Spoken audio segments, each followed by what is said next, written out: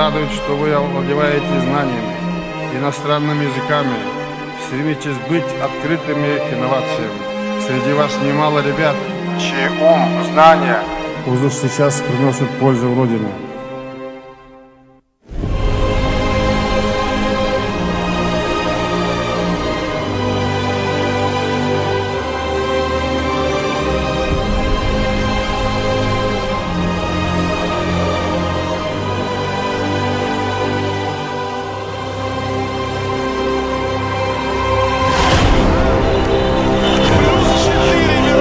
Газгольд, рэпер, скриптонит. Интервью скриптонит.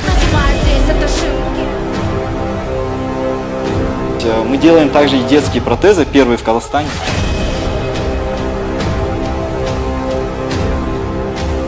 Мы все одно единое, мы все молодежь, мы все люди.